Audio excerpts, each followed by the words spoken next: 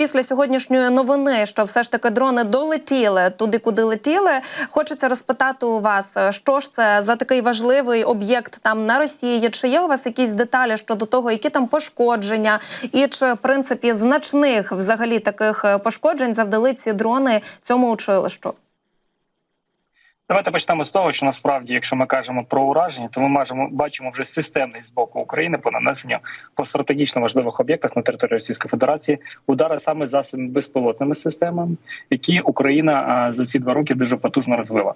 Ну і щодо безпосередньо, якщо ми кажемо про удар про Борисоглебську, треба не забувати, що саме в Борисоглебську знаходиться 711-й авіаремонтний завод, який єдиний в Росії ремонтує ракетне оздоблення, все ракетне озброєння, яке знаходиться на озброєнні у армійської авіації. Тобто ми кажемо про те, що у нас Росія використовує по лінії фронту. Це завод, який входить в тактичне ракетне озброєння Російської Федерації, велика така корпорація. Цей завод дуже давно знаходиться під санкціями і з боку Сполучених Штатів, і з боку України, і з боку Євросоюзу, і Канади. Тобто вони давно вже знаходяться під певними обмеженнями.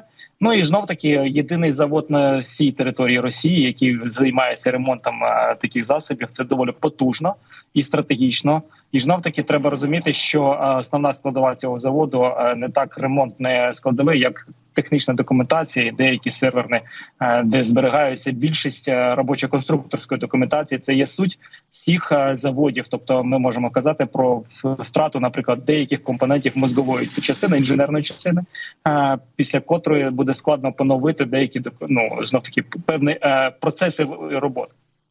Якщо ми говоримо про те, що були влучання, хоча, звісно, там російська пропаганда і керівництво області, вони це заперечують, кажуть, що немає там якихось таких критичних наслідків, мовляв, їхнє ППО все, як завжди, блискавично збила, тим не менше, у ГУР кажуть, що є влучання, таке 2 дрони долетіли куди треба. І потім також я бачила, що пропаганда вже казала, що вони розуміють, що українці б'ють по таких об'єктах, тому вони захищені. А от насправді бачимо, що не зовсім то виходить захищені. Це може свідчити про те, що в них там, навіть біля таких важливих об'єктів, зараз не вистачає систем протиповітряної оборони? Ну, давайте знов-таки щодо захисту. Насправді він захист є, але він малоефективний. Тут треба не забувати про можливості наших БПЛА обходити певні системи.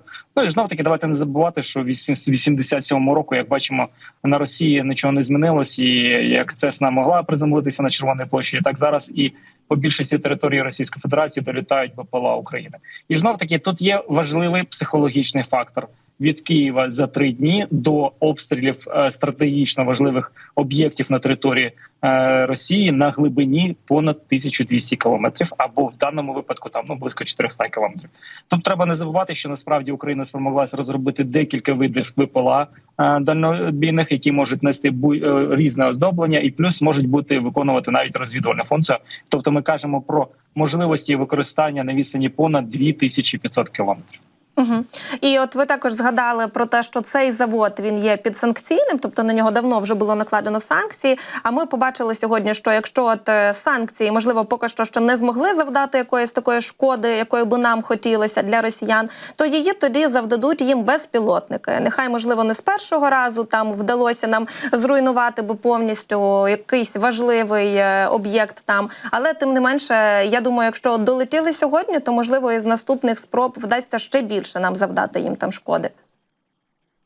Ну, окрім санкцій, треба не забувати про протидію і спецслужбами для того, щоб вишукувати людей, які займаються, наприклад, продажем до території Російської Федерації важливих компонентів.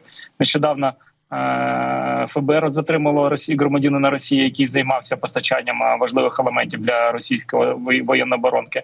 Тому насправді тут так є 3 дієвих засоби: це санкції, безпосередньо удари БПЛА, ну і вишукувати саме людей, які постачають. Тому що насправді тут треба звернути, що більшість виробництва Росії сконцентрована біля одних заводів. Тобто ми можемо казати про те, що на території Росії не так уже і багато стратегічних цілей. Але так, різного типу.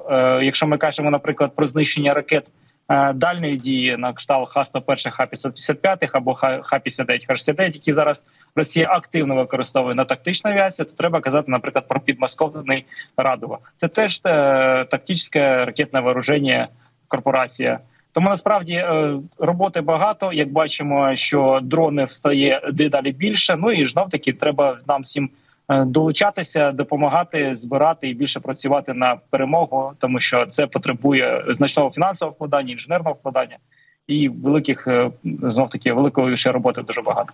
Ось, пане Анатолію, я дякую, що ви також і принагідно нагадуєте про те, що дронів у наших сил оборони має бути ще більше, і ми теж про це говоримо постійно, і просимо також усіх наших глядачів та слухачів донатити на дрони і закривати збори, до яких вони долучаються.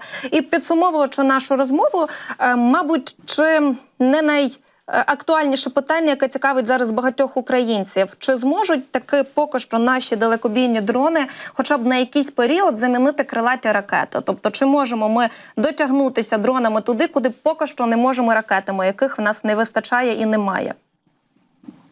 Ну, мабуть, кожен українець мріє про те, щоб в Оліні нарешті була бавовна. От до Оліні ми вже можемо достати.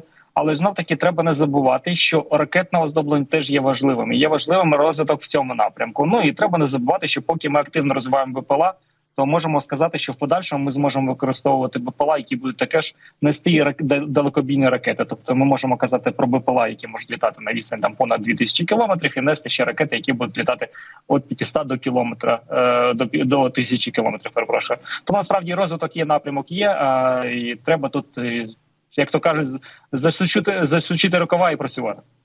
А ще буквально кілька слів. А що ви скажете тоді про російські дрони? Тому що от пропагандисти, вони теж в себе постійно в ефірах кажуть, що вони вдосконалюються, вони вчаться. Зокрема, вони також кажуть, що вони дивляться на нас, на українців, і переймають якісь там наші навики. Ви помічаєте щось таке в росіян зараз? Як дійсно їм вдається зараз швидко перелаштовуватися на цю сучасну війну дронів? Чи ми таки попереду?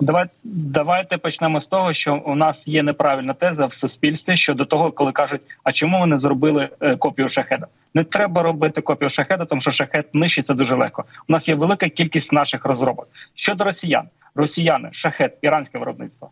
Форпост, який нещодавно повітряні сили збили, це ізраїльська розробка. Ланцет – це ізраїльська розробка.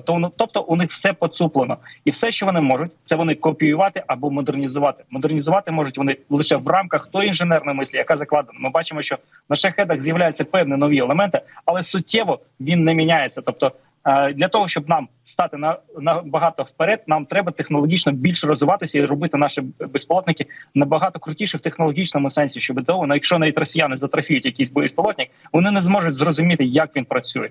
Все в наших руках. Так, погоджуюся з вами, тому на цьому будемо ставити крапку. Дякую вам, що долучилися до нашого ефіру. Дякую. Всім, хто слухає та дивиться 24 канал, я нагадую, що щойно на прямому зв'язку зі студією був Анатолій Храпчинський, це авіаексперт, а також заступник директора компанії з виробництва засобів РЕП.